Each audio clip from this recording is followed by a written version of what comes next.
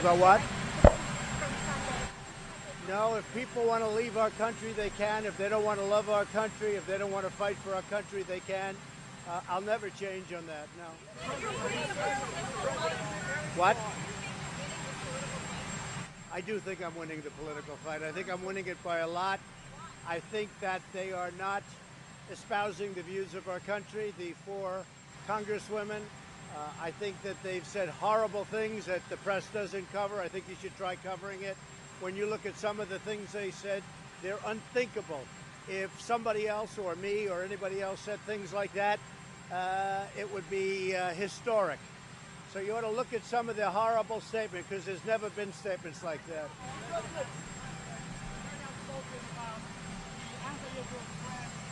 The Democratic Party. How do you think that all began, and is there anyone in particular you blame on that? Well, the Democratic Party is really going in a direction that nobody thought possible. They're going so far left, they're going to fall off a cliff. So I think they're making a big mistake, but who knows? That's up to them. Is your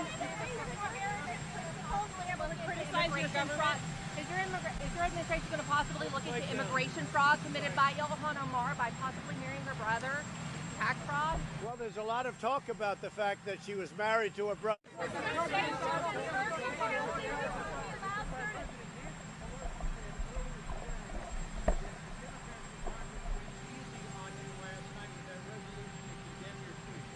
Well, I think the story last night was that 187 Republicans voted in favor of Trump and 4 voted against. I think that was the big story. That seems to be the story. There's great unity in the Republican Party. It's very unfair what's happened with respect to the way, I would say, Republicans are being treated, frankly, but certainly the way this president has been treated. In the history of our country, there's never been anything like this, and this should never be allowed to happen to another president again. Should never be allowed to happen. Despite that, we've created the greatest economy in the history of our country. We're doing things like nobody's ever done. We have the best job numbers in the history of our country. African American, Asian American, women, Hispanic American, best job numbers we've ever had. And I have to go because I see it starting to pour.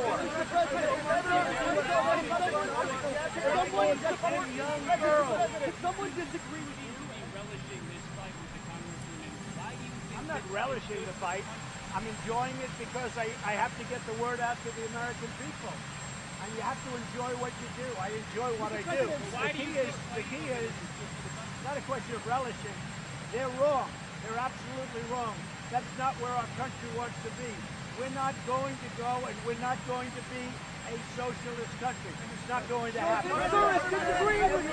I hear the way she talks about Al-Qaeda. She said you can hold your chest out. You can, when I think of America, when I think of Al-Qaeda, I can hold my chest out. That was Omar. I remember when I was in college, I took a terrorism class. Every time the professor said Al-Qaeda, he sort of like his shoulders went up. But it is that you don't say America with an intensity. You don't say England with an intensity. You know, but you say these names because you want that word to carry weight. In the same interview, she said, you know, the general population needs to understand that there is a difference between the people that are carrying on the evil act, because it is an evil act, and that we do have evil people in this world, and then the normal people. Congresswoman Omar is an America-hating socialist. She minimized the September 11th attack on our homeland, where far more than 3,000 people died, saying some people did something. Big deal. Some people did something. She pleaded for compassion for ISIS recruits right here in Minnesota. Omar laughed that Americans speak of Al-Qaeda. You remember that tape? Speak of Al-Qaeda. But when we say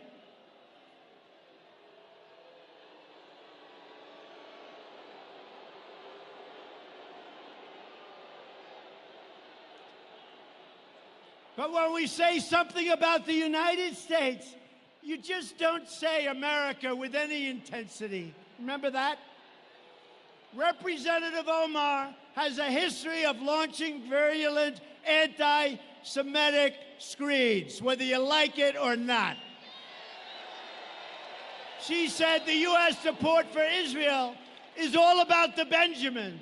She said that pro-Israel lawmakers have an allegiance to a foreign country. Omar wrote that Israel has hypnotized the world. May Allah awaken the people and help them to see the evil doings of Israel and the United States. For President Trump and also really Black America. Give us your perspective on Black America today. I think it's one of the most interesting components to look at heading into this election is the black vote, primarily because the Democrats rely upon it heavily. They've relied upon the black vote heavily for the last 6 decades, which is why you see them increasing the rhetoric and constantly accusing conservatives of being racist. But why this is interesting is because their accusations are no longer landing in the way that they used to. And what I mean by that is that, in the 2016 election, there was this palpable fear, not just amongst Black Americans, but amongst all Americans on both sides, because they didn't know exactly what to expect from Trump. He wasn't your career-type politician. Heading into this election cycle, people now know we've had him for 4 years. So telling us that we need to be fearful, telling us that if Trump gets into office, he's going to ruin Black America, or we're all going to be black on slave ships, which is quite literally the type of rhetoric they were using in 2016, doesn't land the same. We're looking at the actual results. We're seeing that we've had a Republican conservative president for the last 4 years, and he's been able to accomplish more than a black president did in 8 years. So the stakes are higher, and every poll that you look at shows. I don't care if you're looking at a left-leaning poll or a right-leaning poll, they show that black support for Donald Trump has increased, and that's a detrimental threat to the Democrat Party, who cannot afford to lose even 5 points of the black vote, or else their entire party is finished. Yeah, I mean, we had Senator Tim Scott on the other day, and what he was talking about on this program is about the policies, the fact that unemployment in the black community is at a record low, prison reform. Here's a bit of Tim Scott 2 weeks ago on Sunday Morning Futures. Watch this. On Election Day 2016, he was around 8 or 9%. Right now, his approval rating on the last 4 polls that I've seen is over 30%. And there's a very specific reason why that is the case. He has not only said what he was going to do, he actually has done it. You agree with that, Candace? And what is most important, do you think, to this voting bloc? I think just living better. I mean, I ask a simple question to my family members and my close friends. I say, are you living better today than you were living under the presidency of Barack Obama? And the answer across the board is yes. There are jobs, there are opportunities. And, it used to be the expression, it's the economy, stupid, right? I mean, people are doing better under this economy. So they're going to have difficulty contending with the fact that people are living better, are feeling more confident. I mean, look at his State of the Union address. He knocked it out of the park.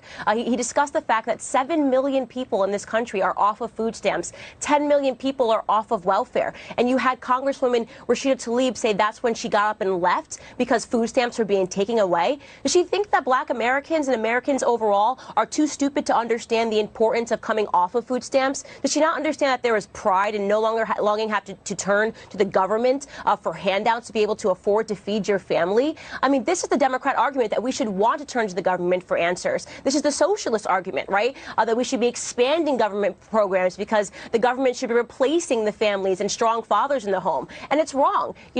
America as a whole is doing better under this presidency, and I just do not see a way forward for them to beat Donald Trump in this election cycle. Yeah, it's funny that you mentioned that. I mean, obviously, it's better not to be on food stamps. It's better not to have all of these free benefits that the government is promising. It's much better to have opportunities to work and then obviously make as much as you could earn by working. He does this effectively through social media as well, doesn't he? I mean, people complain about his tweeting, and yet it's resonating with a lot of the country.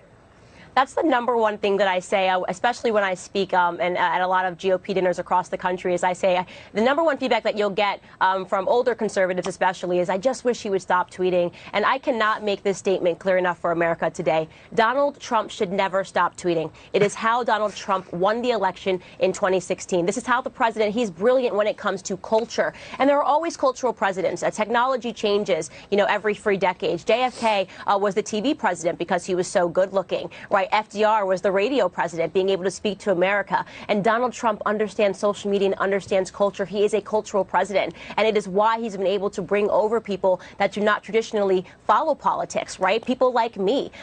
Many black Americans find themselves more invested in culture, right? Donald Trump is cultural. So he's able to sort of play in both spaces of politics and culture and blend them beautifully to communicate the importance of the policies that people